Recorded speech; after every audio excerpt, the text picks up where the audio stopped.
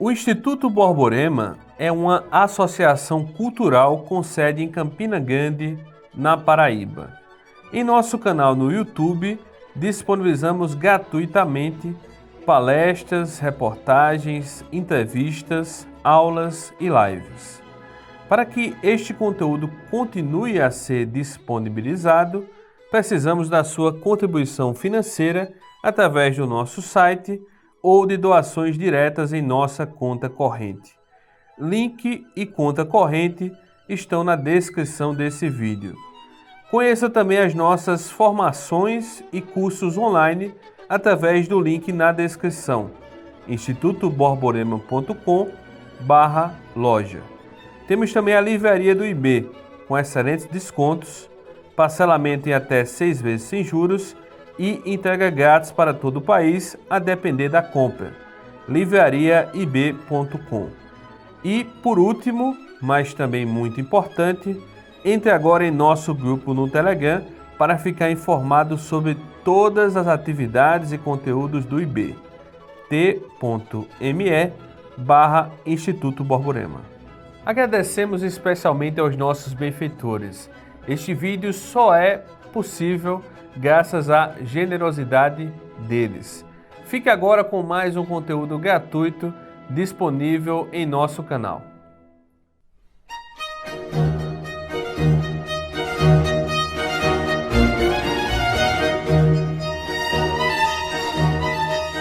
Bom, boa noite, obrigado pela audiência de vocês, obrigado Caio, obrigado Felipe, queria agradecer o Instituto.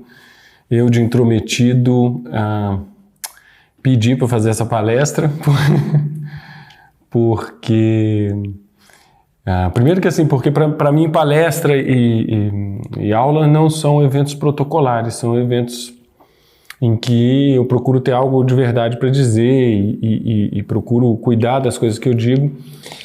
E aí, da minha última estada aqui, quando eu fiz uma entrevista, eu vou mais direto ao ponto, até pelo seguinte, porque eu vou fazer um percurso um pouquinho diferente do que eu faço normalmente e vou ler um texto, vocês vão entender por que eu escolhi ler esse texto comentando, sem ser uma dinâmica de leitura seca, assim. Mas,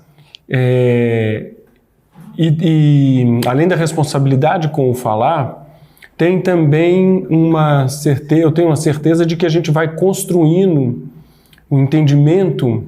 A fala não serve só para a gente comunicar as coisas, mas ela também serve para dar forma e às vezes uma expressão ajuda a gente a captar, a terminar de definir o que a gente estava pensando e às vezes escapola em coisas que a gente tem que depois rever, repensar e aprofundar, às vezes corrigir, enfim. E às vezes morrer de arrependimento, mas não foi o caso não. Indo direto ao ponto, foi o seguinte, eu fiz, nessa última passagem aqui, a gente fez uma entrevista que foi uma conversa excelente, uma conversa minha com o Caio e Danilo, e lá pelas tantas, eu soltei uma frase sobre a qual eu julgava ter um domínio completo do que eu estava falando, e a minha intenção estava completa no que eu estava falando, mas ela ecoou diferente, ela bateu com uma nota diferente, e me obrigou a pensar com mais profundidade sobre aquilo que eu tinha dito. Porque ao enunciar essa frase, não é que ela tenha sido um erro, a questão não é essa. A questão é que ela revelou a mim mesmo, pode isso nem ter parecido às outras pessoas, não é disso que eu estou tratando, portanto não estou fazendo uma correção pública, não é nada disso. Ela ecoou de tal modo que ela mesma, como uma obra que volta ao seu autor, me exigiu aprofundamento. Ela ecoou em mim como alguma coisa que eu tateava e que eu tinha determinadas certezas, mas que era de tal maneira importante e que tem tanto a ver com a minha vida e com o meu trabalho, que eu não poderia apenas tangenciar aquele pensamento, eu tinha que ir profundamente nele.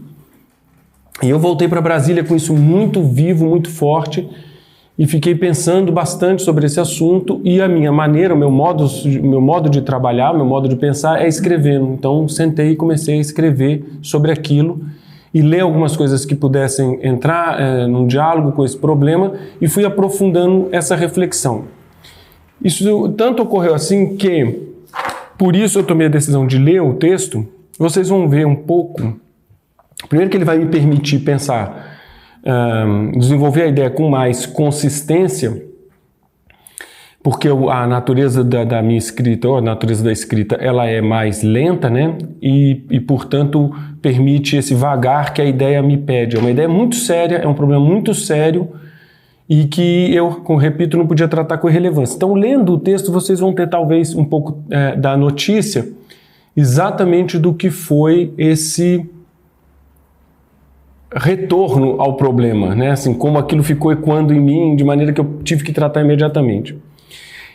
E eu vou fazer uma colagem de 2 textos e vamos ver se eles fazem sentido, porque um vai tratar exatamente do tema arte engajada, que era o que estava de fundo na frase em que eu estava, do tema que eu estava tratando na entrevista, e o outro, que é um desdobramento mais específico disso, que é a responsabilidade do artista. E acho que eles podem ser pensados juntos. Então, esse texto começava assim: alguns dias durante uma entrevista eu disse a seguinte frase: não acredito em arte marxista nem em arte católica. Essa frase talvez não tenha sido nem essa, porque eu não sei se eu falei marxismo ou comunista. E talvez não tenha sido de maneira tão imediata. Eu estava falando do problema da arte politicamente engajada e, no desejo de dar uma ênfase, eu completei com esse: eu não acredito numa arte católica.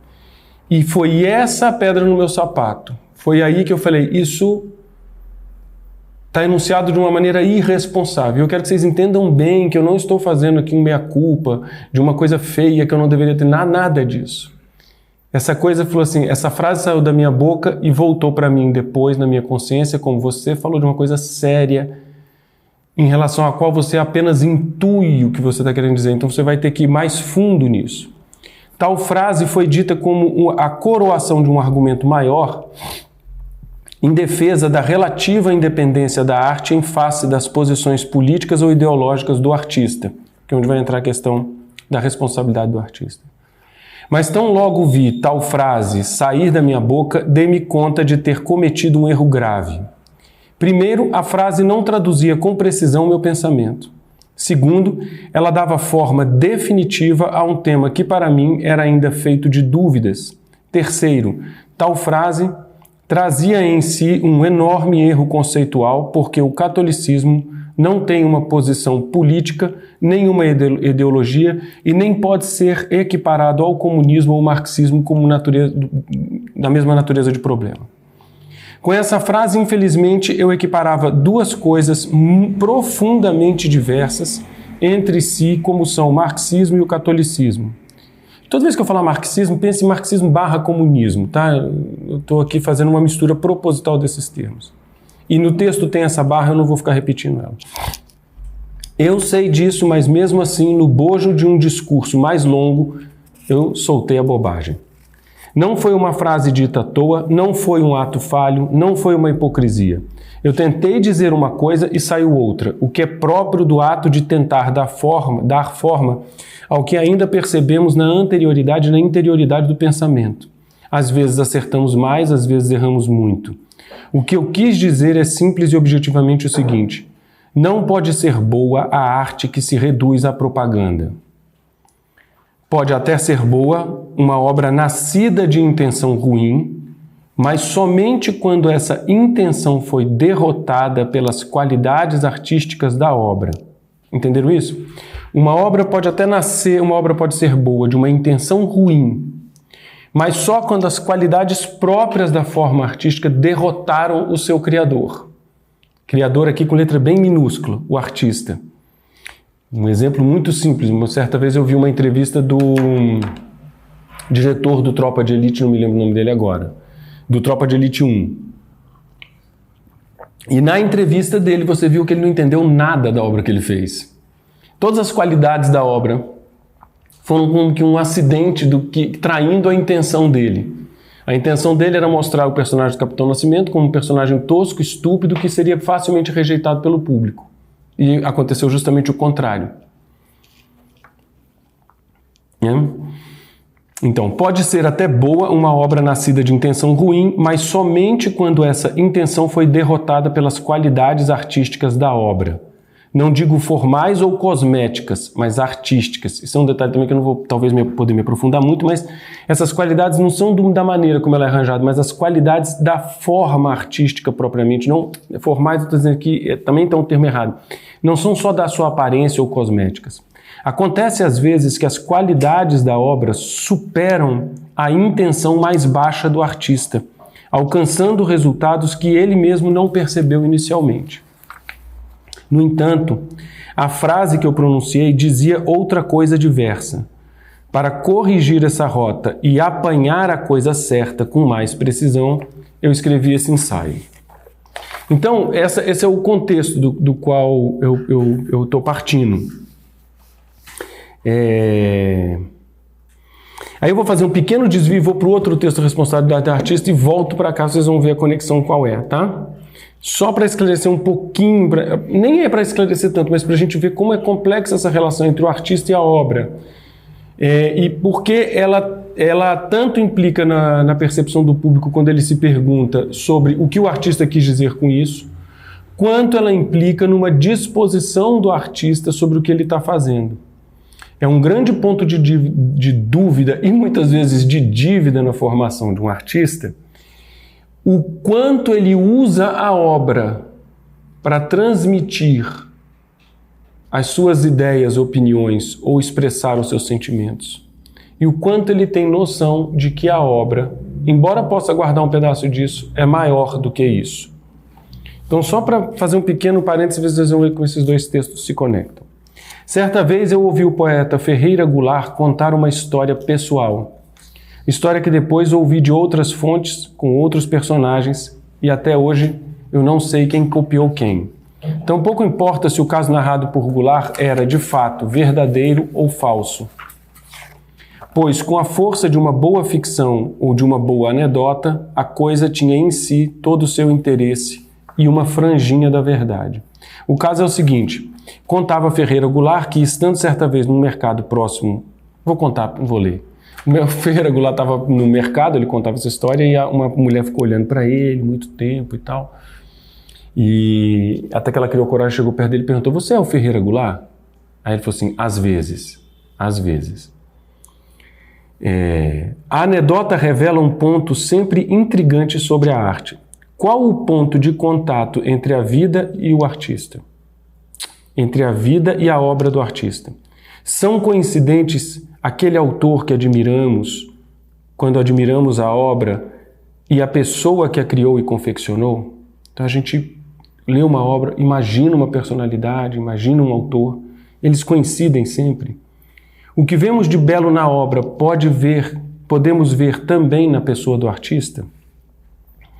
Uma amiga da minha mãe contava de um modo muito simples, mas que enchia de encanto os meus olhos, a história da decepção que ela tivera ao conhecer pessoalmente o radialista que ouvia todas as manhãs há muito tempo e por quem sentia-se apaixonada. A voz era bonita, a pessoa feia. A amiga da minha mãe projetava um todo, porque o texto tem umas falhas que eu ainda estou terminando, né? A amiga da minha mãe projetava um todo errado por uma parte certa. Tá certo o texto, eu que tentei corrigir. A amiga da minha mãe projetava um todo errado por uma parte certa. Enfim, ela se apaixonou por uma metonímia falha. No diálogo de Platão intitulado Laques, o personagem que dá nome à obra diz, em certo momento, prestar verdadeira atenção apenas a quem, de cujo exemplo pessoal, não destoa a vida e o discurso. Ou seja, Laques só presta atenção no que diz alguém quando o orador, com suas palavras, aqui entre aspas é o texto direto, quando o orador com suas palavras se combinam e se completam. Ou seja, eu só levo a sério o que você diz sobre a moral se eu entender que você é uma pessoa moralmente correta, é isso que ele quer dizer. Numa bela metáfora, Laques amplia essa imagem da combinação coerente entre orador e discurso, falando em harmonia em sentido musical, que é uma imagem muito bonita. Se a pessoa que fala tem uma harmonia entre o que ela está dizendo e quem ela é. Considero o indivíduo nessas condições, isso é o texto do Platão, um músico afinado em harmonia mais perfeita do que a lira ou de qualquer outro instrumento frívolo. A harmonia da sua própria vida, estando sempre em consonância com as suas palavras e os seus atos. Então isso é uma espécie assim, de alta exigência, né? Mesmo considerando a diferença entre as expectativas frívolas da moça do mercado, se ele era o Ferreira Goulart, as emotivas, como a da amiga da minha mãe que se apaixonou pelo radialista, ou uma preocupação moral séria como a do Laques, os casos do poeta Ferreira Goulart, da amiga da minha mãe e do Laques mostram como nos afeta essa relação entre o discurso e orador, entre a obra e o artista. Entendem aí? A gente se ocupa e a gente se preocupa na sinceridade ou assim na veracidade ou na coincidência, ou como diz o Laques, na harmonia dessa relação entre a obra e o artista, de alguma maneira. E por isso que eu estou desenhando aqui casos, e eles não são poucos, de decepção de quem admira uma obra e aí quando conhece o artista ou por meio de biografia ou pessoalmente se decepciona muito, porque nós trabalhamos com essa ideia. E essa ideia está fundada, óbvio, porque a obra é fruto daquele cara, então ela deve conter qualidades dele, que geralmente a gente espalha para o todo da personalidade dele. Há muito o que refletir sobre esse tema e há muitas perspectivas interessantes na abordagem. Eu cito aqui 3 questões. Quanto ou como uma obra reflete ou comunica a intenção do artista? Entende? Quanto que uma obra guarda uma opinião real do artista? Quanto que ela guarda uma visão de mundo? 2. Quais as implicações morais possíveis da obra de arte? Se ela está falando que o artista quis ou não. Uma obra de arte tem implicações morais na sua circulação? Ou seja, ela pode instruir além de deleitar? Uma obra pode deformar a sua moral, a sua imaginação, a sua mentalidade ou a sua inteligência?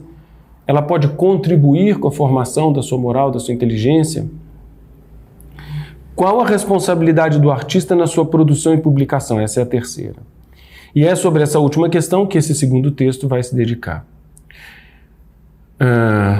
Bom, ainda sobre essa questão, vejamos, num poema que eu escrevi há alguns anos, intitulado Autobiografia número 10, eu lanço de início algumas indagações para depois refletir sobre a humildade do trabalho do artista. É um poema que eu escrevi mais longo, em que começa pensando sobre isso, sobre qual é a relação, olhando do ponto de vista do artista, quanto que a obra guarda dele, para depois seguir numa investigação sobre o esforço e o trabalho metódico do artista. Na verdade, a ideia do poema é partir de um certo orgulho do artista sobre a obra que ele faz, para mostrando como essa obra faz ele sofrer para ser realizada, o fato de que, no fundo, o percurso de um gênio artístico, ainda que nasça de certo orgulho ou pretensão pessoal sobre a obra, tem que atravessar um pedaço de humilhação. Humilhação da matéria, humilhação da dificuldade de fazer. O trecho que eu vou ler aqui não chega nessa parte, mas fica só na primeira pergunta. E o poema diz assim: é mais ou menos a arte o suposto ser do artista, sem projeções românticas nem voragens da vaidade, que resíduo, traço ou lia de quem fez deve ser, na coisa feita, na sua cria, mais que apenas uma pista. O que há em cada criatura do ser anterior que a criou? Essa é a pergunta. O que há em cada criatura ou coisa criada? É lógico que um poema não é uma criatura, mas aqui no sentido de coisa criada. O que há em cada criatura do ser anterior que a criou? Antes de seguir, permitam-me fazer uma observação aparentemente sem importância para a nossa reflexão. Para esses últimos 2 dísticos, o que há em cada criatura do ser anterior que a criou, que não são os últimos do poema, por isso que a rima não fecha aqui, depois na sequência tem mais coisa, eu tenho uma versão alternativa e confesso, até hoje eu não sei qual que é a melhor. Vou dizer para vocês e vocês julguem aí. A alternativa é: quanto resta na pintura do olhar e da mão do pintor? Então o primeiro dístico é: o que há em cada criatura do ser anterior que a criou? Quanto resta na pintura do olhar e da mão do pintor? Eu sei qual que é o melhor, mas é uma provocação, porque seguindo esse texto aqui, depois eu vou investigando justamente como há como rastrear uma intenção. A mudança dos versos vai mudar completamente a intenção, porque adiantando a volta que eu vou fazer para outro texto, a gente, embora eu vá mostrar aqui que a obra de arte, ela não é um suporte passivo para o autor ficar divulgando as suas intenções, isso não quer dizer que ela não guarde intenções e que ela não seja intencionada e que, portanto, não tenha o que o artista quis dizer, o que quis fazer ali. Tá? Bom, vamos voltar para esse texto aqui.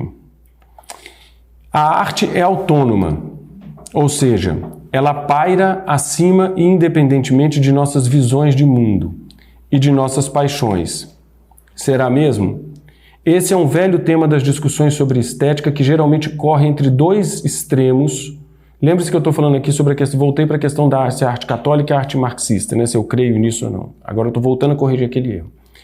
Esse é um velho tema das discussões sobre estética que geralmente corre entre dois extremos, como um cão de corrida que na sua raia limitada corre para lugar nenhum. Ou seja, esses assuntos é uma polêmica boba. Esses extremos são as noções de arte engajada e arte pela arte. No primeiro caso, a arte é entendida como uma simples transmissora de ideias. No segundo, como um pequeno Deus acima e fora das demais experiências mundanas e vulgares dos homens. São, para resumir, duas bobagens que extrapolam metonimicamente potencialidades reais das obras de arte. A de transmitir ideias é uma potencialidade real e a de oferecer uma experiência própria e intransferível também é uma experiência real. Então, entenderam? Assim, estou dizendo, quando a gente discute se a arte é autônoma, a gente tem dois polos que parecem opostos. A arte engajada, ou seja, a arte serve para transformar o mundo, transmitir ideias, fazer política e etc. E a outra que é a arte pela arte. A arte não serve para nada, é só para gerar uma sensação, tarará. As duas coisas têm um pedaço de verdade. A arte pode transmitir ideias, de temas, conceitos, posições políticas, denunciar coisas. Pode. E a arte também, de certa maneira, ela é a fruição. Ela é boa porque ela é, porque você está ali porque é bom ver aquilo, é bom ouvir o poema, tem uma fruição natural. Já estou apontando para o fato de que escolher entre esses dois polos já é errar, porque as coisas não estão aí. Podendo fazer uma coisa e outra, a arte não é nenhuma coisa nem outra. De certo modo, negando uma arte engajada, o que eu disse naquele momento da entrevista parecia uma vindicação da pureza da arte. É como se eu estivesse reivindicando que a arte fosse pura. Ah, não tem nem arte comunista, nem arte católica, nem arte disso, nem arte daquilo. Pureza que não há, porque não há na vida humana o que seja puro. O que é só política? O que é só psicologia, só história, só filosofia, só religião? A porosidade é inevitável entre as áreas de conhecimento e da atuação humana. Assim, de cara, devemos compreender que não existe esse negócio de arte pura ou autônoma, como na minha frase parecia dizer. A arte trata da vida humana e só pode refletir problemas dessa vida que acontecem em meio a toda ordem e desordem das ideias e fatos. Parece, portanto, que as obras de arte podem ser marxistas ou católicas, nacionalistas, veganistas, machistas, feministas, existencialistas, enfim, porque as pessoas, por quem elas são feitas e para quem elas são feitas, jamais estarão num estado de pureza em relação às ideias e às circunstâncias da vida. E podem ser elas mesmas, marxistas, católicas, veganistas, papapá. Repare que eu disse aqui, parece então que a arte pode ser tudo isso. Mas mesmo não sendo pura, a arte tem os seus limites. Limites que, mesmo porosos ou difíceis de se identificar, existem. Uma coisa é considerar essa porosidade e essa dificuldade, e outra, bem diferente, é ignorar ou negar os limites da arte. Para usar uma imagem fundamental nas artes, o limite é o desenho de algo, a sua definição. É o que separa, distingue e especifica algo em relação a tudo o mais. Estou falando de uma coisa simples, por exemplo. O limite desse quadro é o que faz com que ele deixe de ser... Tem um momento em que é parede, tem um momento em que é quadro. Isso é um limite e define uma forma e define uma coisa diferente das outras. Então é óbvio que a arte tem os seus limites. Voltando para aquela palestra que eu fiz aqui da outra vez, é óbvio que eu posso dizer que tem coisa que não é arte, justamente porque posso dizer que tem coisa que é arte. Esses limites podem ter pontos turvos, sutis, mas sem eles A forma desaparece diluída em qualquer outra. Assim, podemos distinguir um sol desenhado por uma criança na simplicidade nítida do conto. Eu vou pular essa parte. Uma obra de arte pode carregar ideias e pode até ser sua propagadora e propagandista. Vide, por exemplo, não está aqui, mas vou dar um exemplo, a obra do Solzhenitsyn. Mas, a depender de como isso ocorre, ela deixa de ser obra de arte para ser mera propaganda, que sumirá no ralo do consumo do que ela vende. Então, eu já estou fazendo uma diferença. A arte pode propagar ideias, pode denunciar coisas, pode fazer, entre aspas, política? Pode. Mas, a depender de como ela faça isso, ela deixa de ser obra de arte e passa a ser mera propaganda. Assim, observando um exemplo prático, comparemos o catolicismo de Flannery O'Connor com o padre Fábio de Mello em suas obras. No primeiro caso, temos um catolicismo que dá vida a verdadeiras obras de arte. Vocês conhecem a escritora Flannery O'Connor? Muito interessante, procurem ver, é uma contista, também novelista americana, incrível, excelente escritora. Quem quiser fazer uma introdução à obra dela pode ler um conto chamado Um Homem Bom é Muito Difícil de se Encontrar, ou mais ou menos traduzido assim, e é uma excelente escritora. E Flannery O'Connor era católica, mas de verdade, tanto na sua prática quanto na sua reflexão, escrevia para revistas católicas e tal, e o que eu vou apontar aqui é que o catolicismo dela está dentro da obra dela. Ela não era católica, aí tirava a vestimenta de católica e sentava e botava a vestimenta de escritora. É a mesma pessoa que está fazendo as duas coisas. Ou seja, observando o exemplo prático, comparemos o catolicismo de Flannery O'Connor com o do padre Fábio de Mello em suas obras. Eu não estou falando nem do padre e nem dela. No primeiro caso, temos um catolicismo que dá vida a verdadeiras obras de arte, no caso de Flannery O'Connor. No segundo, um catolicismo diluído em jingles comerciais. Eu não estou falando do padre, repito, nem dos efeitos que os jingles possam ter. Só estou dizendo que o que ele faz não é obra de arte, são jingles comerciais. O que faz a diferença nesses diferentes resultados da relação entre o catolicismo e a obra de arte? O que faz essa diferença? A profundidade com que um alcança o outro. Vou repetir. O que faz a diferença nesses diferentes casos na relação entre o catolicismo e a obra de arte? A profundidade com que um alcança o outro, ou seja, a profundidade com que o catolicismo alcança a arte e com que a arte alcança o catolicismo. Explico.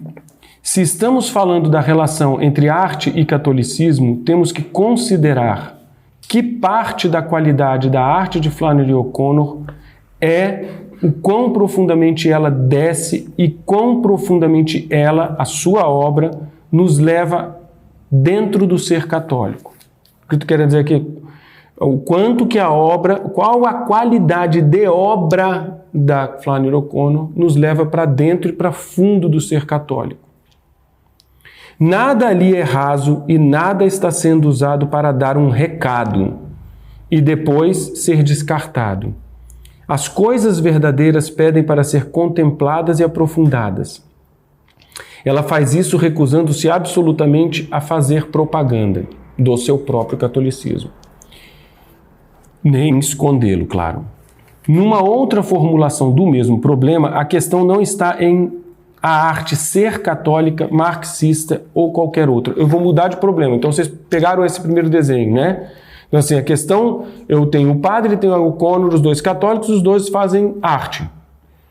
A profundidade da relação entre arte e catolicismo é o que está em jogo ali nos dois, né? Por isso que eu posso dizer que é uma arte ruim.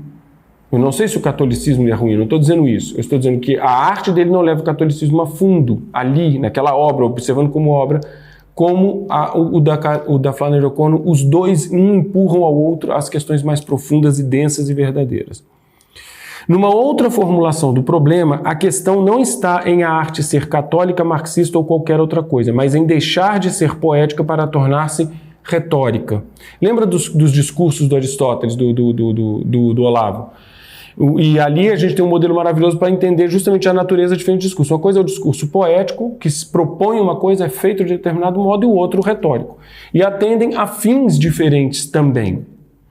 Se a obra é feita para convencer o seu público de determinada opinião e não para fazê-lo imaginar hipóteses ou comovê-lo, então ela é uma falsificação.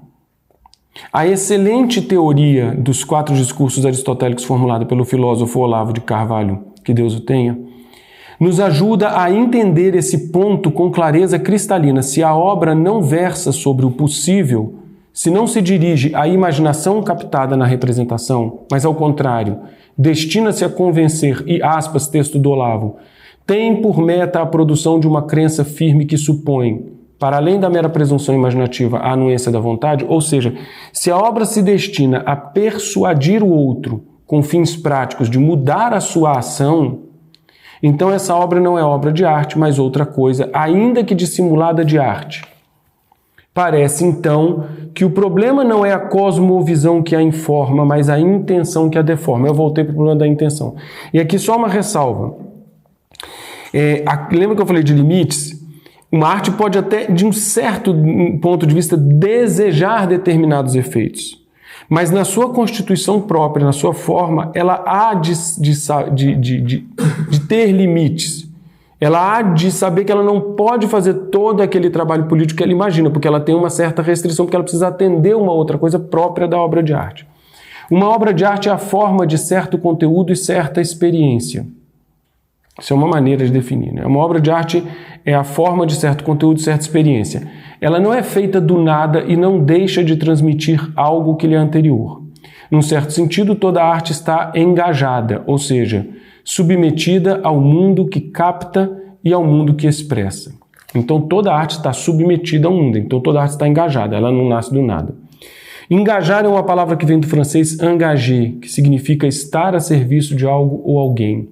De acordo com o dicionário Le Petit Robert, engager é, aspas, dar como fiança a sua palavra e, consequentemente, comprometer alguém por uma promessa ou convenção. Assim, o problema não é exatamente se a arte está a serviço de algo, porque estou dizendo que ela sempre está a serviço de algo, mas em que medida esse serviço e esse senhor a podem deturpar ou corromper até destruí-la.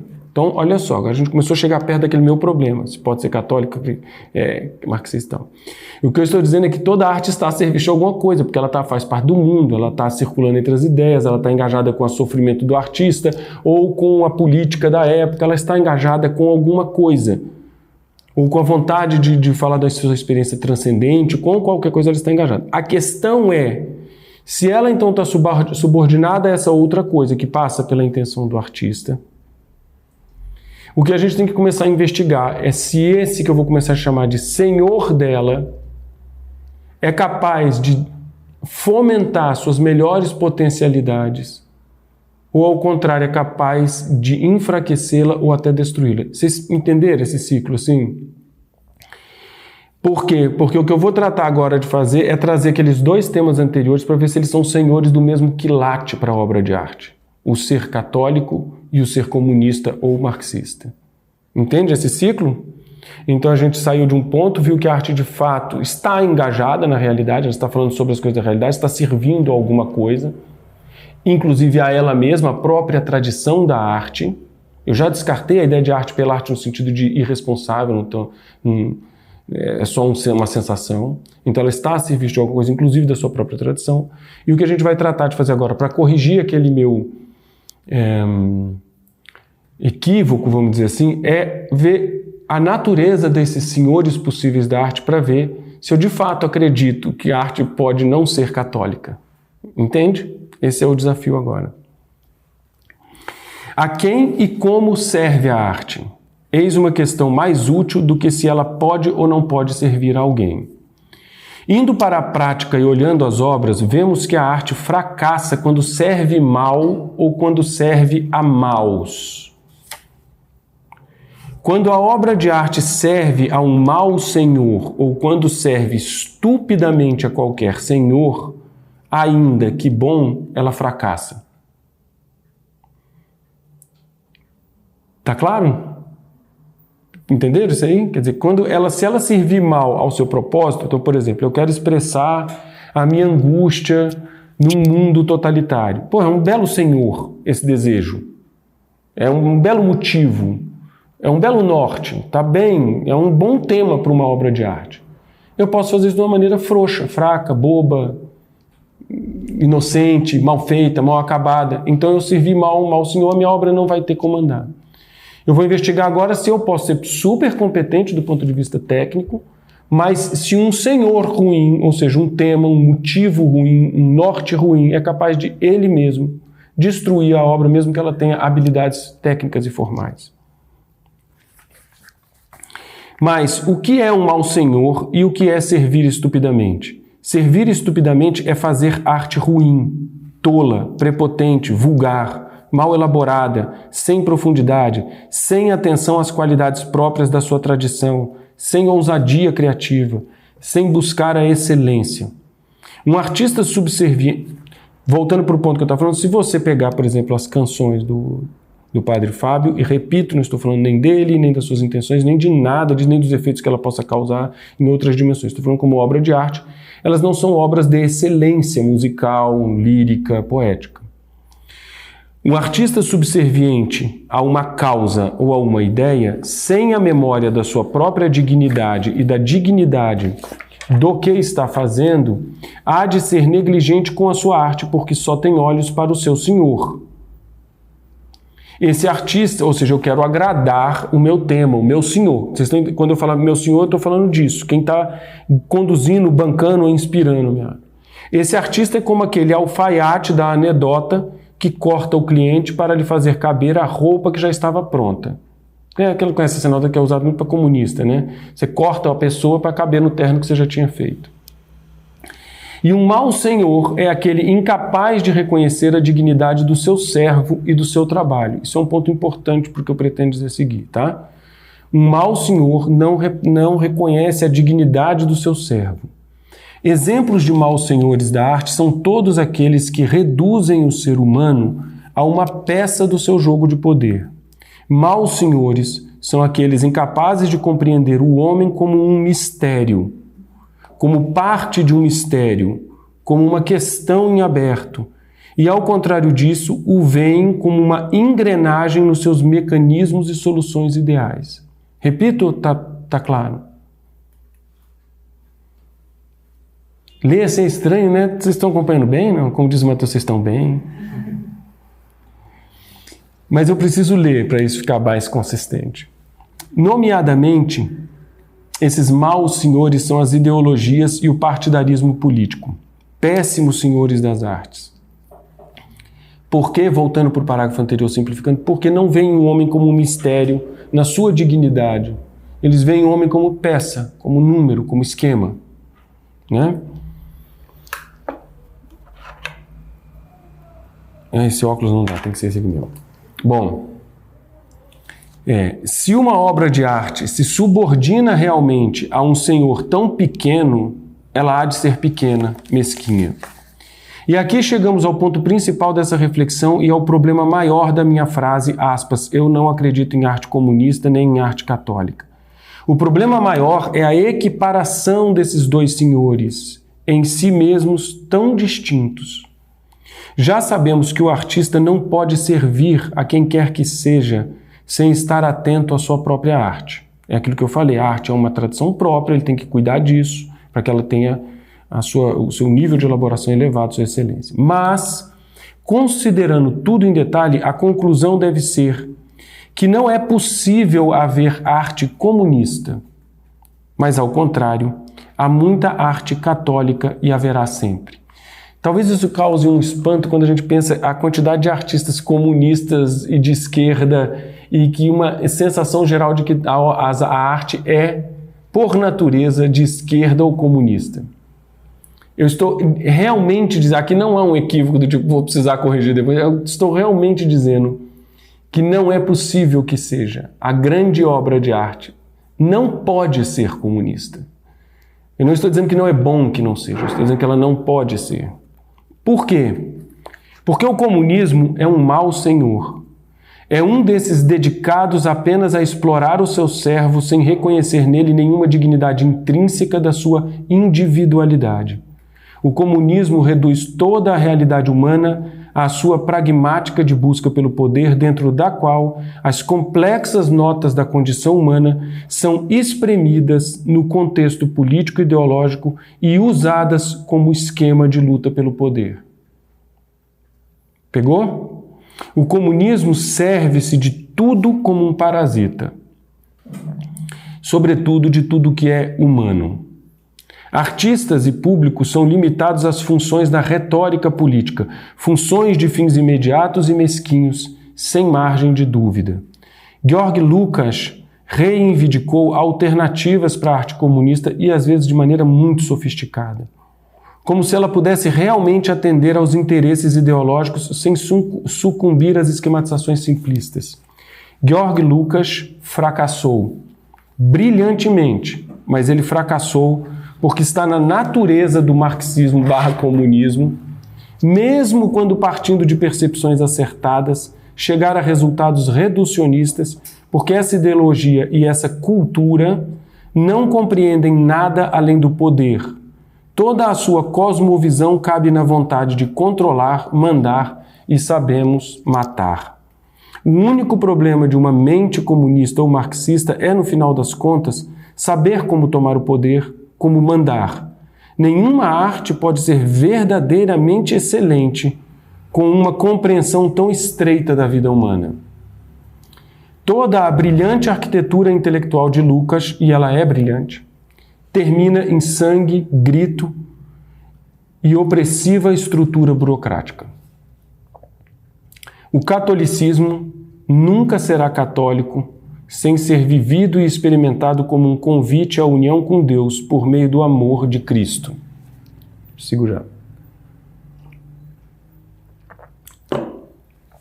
Eu estou usando tratar de um assunto no qual eu entro com muito respeito, mas é uma necessidade que eu ouse fazer isso aqui para compreender os dois termos. Vou repetir a frase. O catolicismo nunca será católico sem ser vivido e experimentado como um convite à união com Deus por meio do amor de Cristo. No centro de toda a vida católica está um convite de união, está o amor e está o mistério. Aspas. Um escriba que os tinha ouvido disputar, visto quão bem lhes respondera, aproximou-se e perguntou-lhe: qual é o primeiro de todos os mandamentos? O primeiro, respondeu Jesus, ouve Israel, ó Senhor nosso Deus. O Senhor nosso Deus é o único Senhor, e ama o Senhor teu Deus de todo o teu coração e de toda a tua alma e de todo o teu entendimento e de todas as tuas forças. O segundo ama o teu próximo como a ti mesmo. Não há nenhum mandamento maior do que estes. Marcos 12, 28 e 31. Veja bem, se uma obra de arte quiser ser comunista em essência, verdadeiramente comunista, no fundo e de fato comunista, digamos, teleologicamente comunista, com a finalidade comunista, ela terá que servir a uma vontade de poder político e, servindo a uma vontade de poder político, a obra será uma ferramenta desidratada de toda a excelência da tradição artística, porque essa tradição, mesmo quando parte ou usa temas ordinários, ela quer captar o universal no sentido que Aristóteles dá a essa palavra. Se, porém, uma obra de arte quiser ser católica em essência, pegaram isso aqui, se ela quiser ser comunista, ela vai falhar. Porque uma obra de arte tem que captar o universal no sentido de Aristóteles. O universal no sentido de Aristóteles é o que toca todos nós, o que nos torna irmãos, vamos dizer assim, comuns, que sofremos juntos. Enfim. Se, porém, uma obra de arte quiser ser católica em essência, verdadeiramente católica, no fundo de fato católica, digamos, teleologicamente católica, ela terá que servir a um mistério. E servindo a um mistério, a obra será nutrida e enriquecida por toda a excelência da tradição artística. No primeiro caso, ela será cada vez menos obra de arte, no caso do comunismo, e no segundo, cada vez mais. Porque uma coisa é dar forma a hipóteses de soluções políticas, históricas. Outra, muito diferente, mais elevada e mais honesta, é dar forma à hipóteses do mistério da relação de cada pessoa com a verdade última e com os seus semelhantes. Entenderam? Uma é servir a essa descrição histórica, outra é observar o mistério. As obras de arte não são embalagens sofisticadas para recadinhos. As obras de arte são símbolos complexos que suportam uma contínua contemplação, tanto porque simbolizam, ou seja, representam aspectos sutis da vida humana, quanto porque trazem em si as possibilidades da beleza. O símbolo artístico não é um embrulho de coisas, de respostas e soluções, mas a melhor forma de questões e mistérios da vida humana. A obra de arte pode cumprir várias funções, dentre as quais certamente denunciar problemas objetivos, circunstâncias políticas e sociais. Estou voltando ao ponto. Pode fazer, estou lembrando, pode, Solzhenitsyn. Mas uma verdadeira obra de arte não pode ser só isso, porque, uma vez passadas essas circunstâncias específicas, ela deverá manter o seu interesse, a sua legibilidade e a sua verdade. O Solzhenitsyn ainda existe? Não.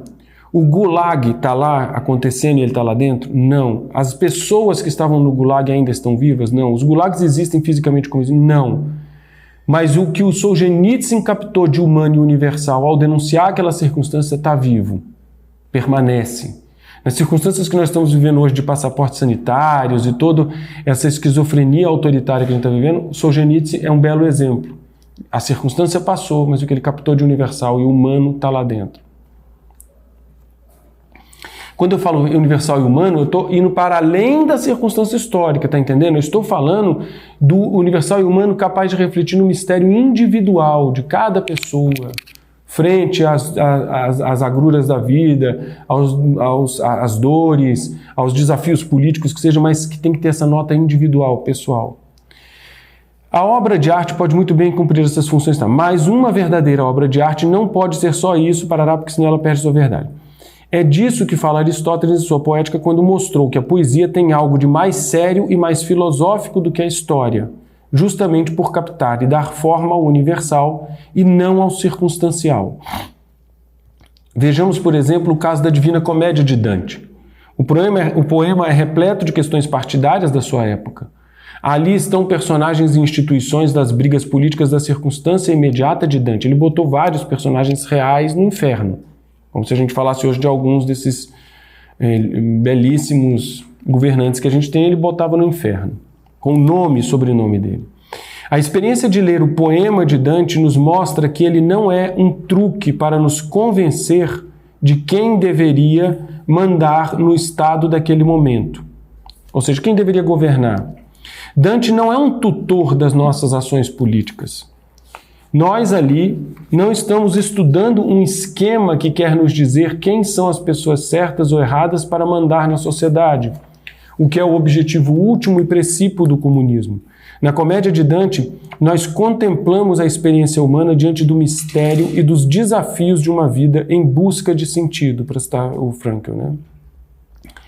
O catolicismo do poema está ligado diretamente à natureza do poema como obra de arte. Ora, acrescentando-lhe significado, ora, sendo por ela acrescido de significado e beleza. Não há uma disputa nem usurpação. Assim será se observarmos caso a caso, ao longo da história da arte, como o melhor do catolicismo inspirou o melhor da arte.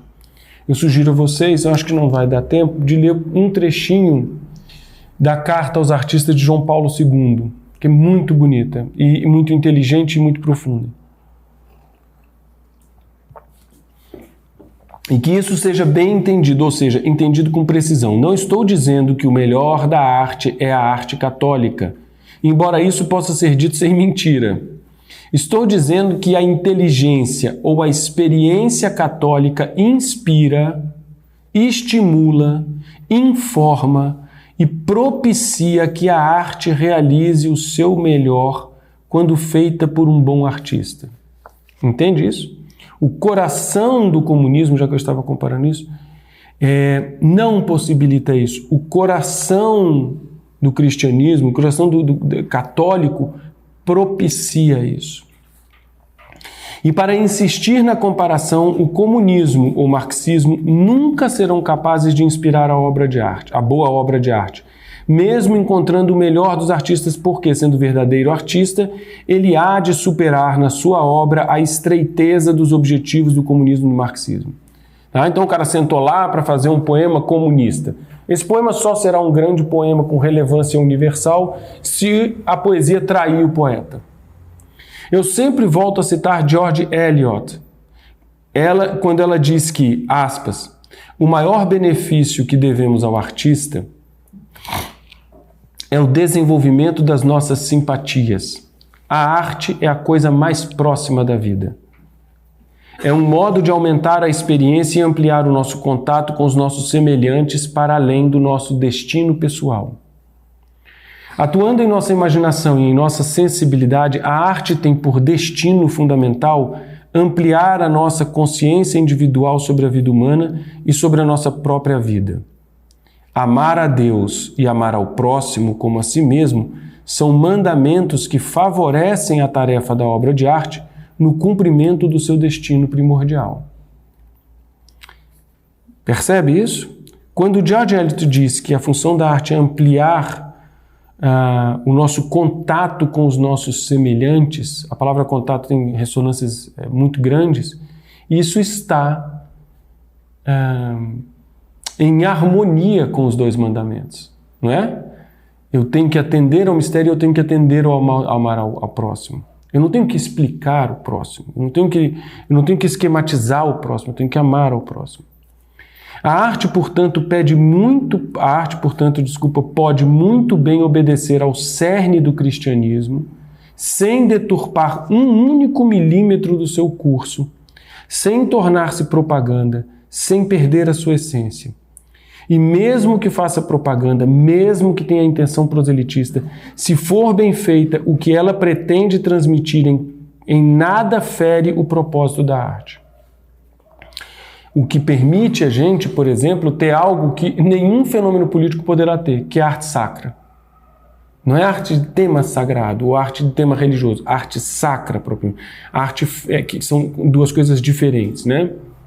O coração do ser católico infunde possibilidades na arte sem necessariamente pedir-lhe nada em troca. Reparem só como essa própria frase soa bem católica, agora que eu estou vendo. O coração do ser católico infunde possibilidades na arte sem necessariamente pedir-lhe nada em troca. Ao ver a vida humana desde dentro do catolicismo, um artista não está obrigado a resolver os destinos da humanidade, nem a ganhar batalhas políticas. Ele está, sim, qualificado a dar forma ao mistério da vida humana.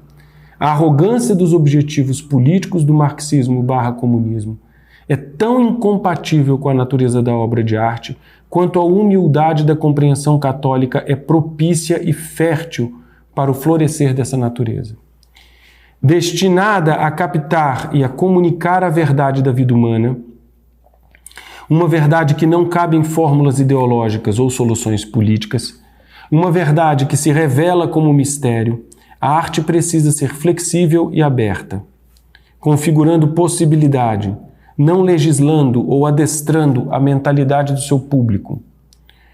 Para isso, a obra em si mesma deve ser parte desse mistério, deve ela mesma ser objeto de contemplação e não só mensagem. Isso aqui é uma coisa ampla, mas o que eu quero dizer é o seguinte: uma obra é objeto de contemplação, não só um suporte da mensagem. A palavra macaco é só um suporte para você lembrar do bicho macaco, né? Mas uma obra de arte, ela é para lembrar, pensar, imaginar, ir além, mas para ficar nela também. Entende? Para você demorar, observar, senti-la, sofrer o seu impacto físico,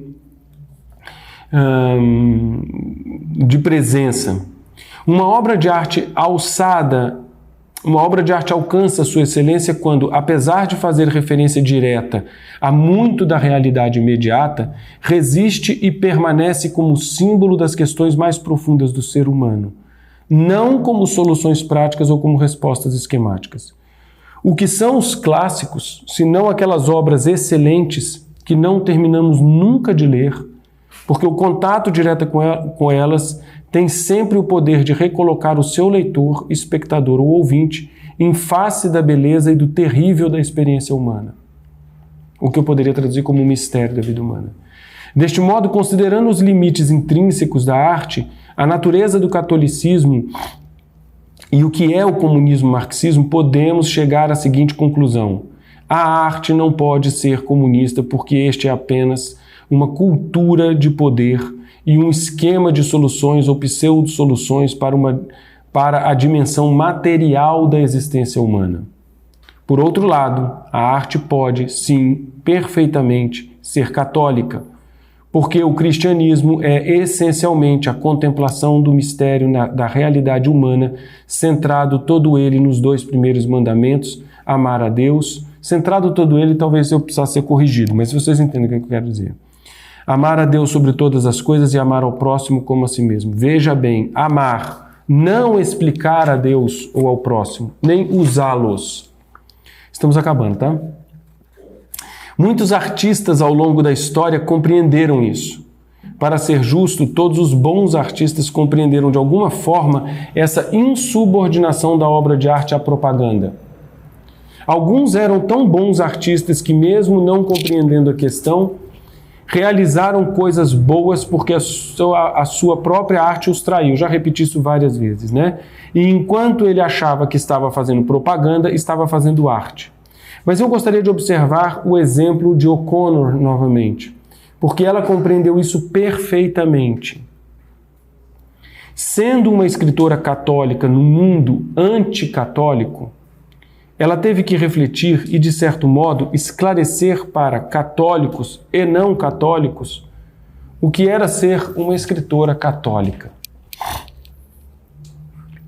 Observando a natureza do artista, ela diz, aspas, Flannery O'Connor, o que o escritor de ficção irá descobrir, se ele descobrir alguma coisa, é que ele mesmo não pode mover ou moldar a realidade sob o interesse de verdades abstratas. Repara como isso ecoa no que é uma ideologia. O que o escritor de ficção irá descobrir, se ele descobrir alguma coisa, é que ele mesmo não pode mover ou moldar a realidade sob o interesse de verdades abstratas. O escritor aprende, talvez mais rapidamente do que o leitor, a ser humilde diante do que ele mesmo é. Fecha aspas. É claro que sob o domínio de uma visão de mundo revolucionária e tecnológica, como é a comunista, talvez seja difícil compreender imediatamente essa verdade, mas isso não a diminui em nada. Apenas torna mais urgente resgatar a precisa compreensão daquela humildade a qual Flannery O'Connor se refere. Lembra que eu falei do artista lá no começo. Ela está lembrando da humildade do artista. Você não vai transformar a realidade.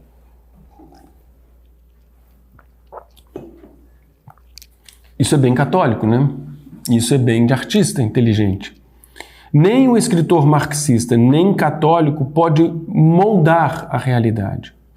A diferença entre esses 2 senhores, o marxismo, o comunismo e o catolicismo, voltando para a minha imagem dos senhores, é que eles exigem e esperam do artista coisas diferentes.